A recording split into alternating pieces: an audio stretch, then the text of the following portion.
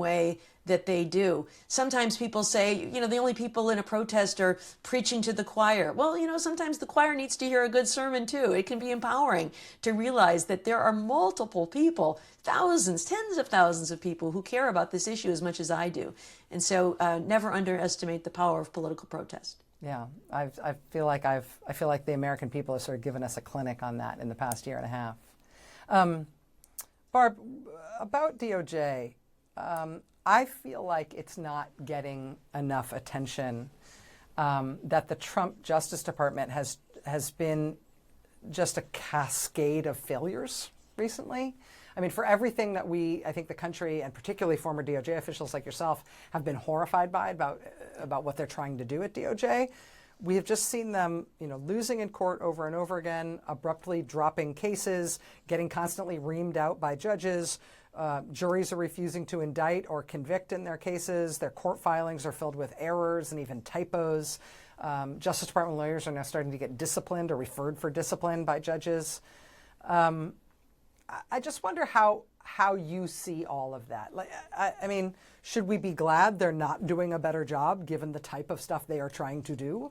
Or is there a cost to the country to have them be so incompetent, even when the tasks they're setting themselves to are maybe things that we don't hope they succeed at? I think that the cost to the country is enormous. For those of us who worked the bulk of our career at the Justice Department, it is gut-wrenching to see all of the damage and all of the abuse that is happening at the Justice Department. I don't want to belittle the pain, but it's like in the Harry Potter books when the Death Eaters take over the Ministry of Magic. You can't imagine anything worse. This is, to me, an almost sacred institution. People who work there are fond of saying that it's the only cabinet agency named for a virtue. Certainly the Justice Department has had its problems in the past. It's never been perfect, but it has, at least since the Watergate era, been independent of partisan politics.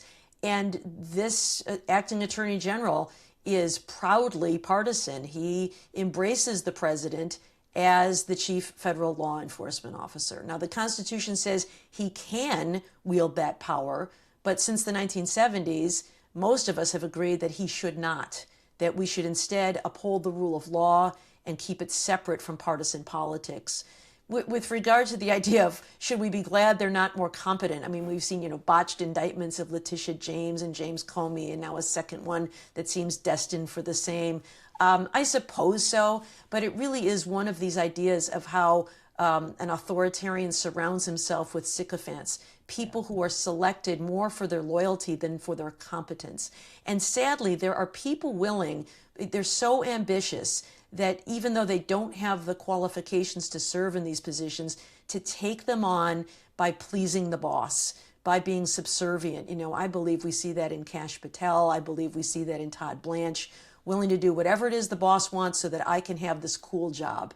And it is, I think, going to take us, a generation to restore the trust at the Justice Department that has been lost by the people who are running it today. You do have some concrete suggestions. It's the sort of double entendre of the title of the book, The Fix, in terms of ways to try to bend things back toward the way they ought to be, sort of what I think of as redemocratization. Yeah. And I love the idea, which you float in chapter 12 of the book, of a new rule, essentially, that says if you worked on a president's campaign or if you've been a president's personal lawyer, you cannot be an appointee of the government. I love that idea. And you have other suggestions like that, very concrete stuff about having professional qualification and experience requirements for different jobs in DOJ, but also elsewhere in government.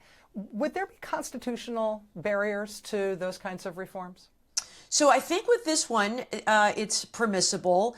Congress has in the past defined some of the qualifications necessary for people to be selected to various cabinet posts. For example, the Attorney General is supposed to be someone learned in the law, according to federal statute.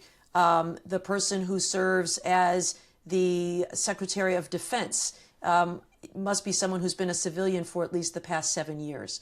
So Congress is permitted to put some restrictions on who can fulfill those cabinet positions. So I think those would be fine. I have tried to avoid anything I would recognize as a constitutional problem. You know, it'd be very tempting to say, make a law that says the president can't control the Justice Department, but I don't think that would survive constitutional muster. I think that would be a violation of the separation of powers. But I do have some suggestions in there that I think could put some guardrails in place that could make it more difficult to abuse the power of the Justice Department. For example, one of the norms has been to forbid communications between the White House and the Justice Department about specific cases. Certainly they can talk about priorities. They may need to deconflict certain kinds of things, but the president should never be saying, you know, hey, Pam, why haven't you indicted Jim Comey yet? Like that would be absolutely out of bounds. And so even if you can't restrict it, perhaps you could put reporting requirements in there. The Inspector General has to have reporting of every time there is a contact between the White House and the Justice Department and the general nature of it. Or perhaps that reporting would go to one of the Senate or House committees.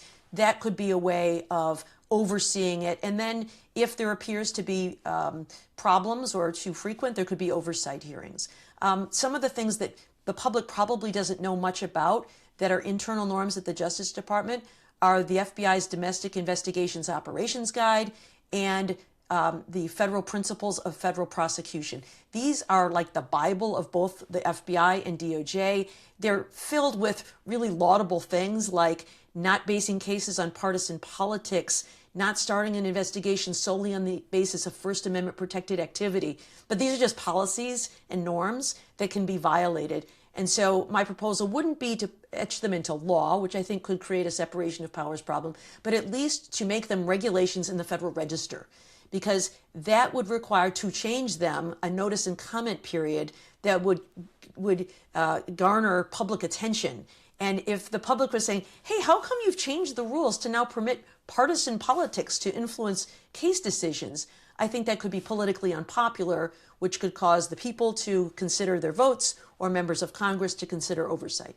Yeah, at least they'd force them to explain it, because we'd have to know about it to ask. I'll tell you, I've got the FBI and DOJ. They're filled with really laudable things like not basing cases on partisan politics, not starting an investigation solely on the basis of First Amendment protected activity. But these are just policies and norms that can be violated. And so my proposal wouldn't be to etch them into law, which I think could create a separation of powers problem, but at least to make them regulations in the Federal Register, because that would require to change them a notice and comment period that would garner public attention. And if the public was saying, hey, how come you've changed the rules to now permit partisan politics to influence case decisions? I think that could be politically unpopular, which could cause the people to consider their votes or members of Congress to consider oversight. Yeah, at least they'd force them to explain it, because we'd have to know about it to ask. I'll tell you, I've got a book coming out at the end of the year that's about kind of the history of the Justice Department and why an authoritarian might want to end the Justice Department. Yeah, I can't wait to read it.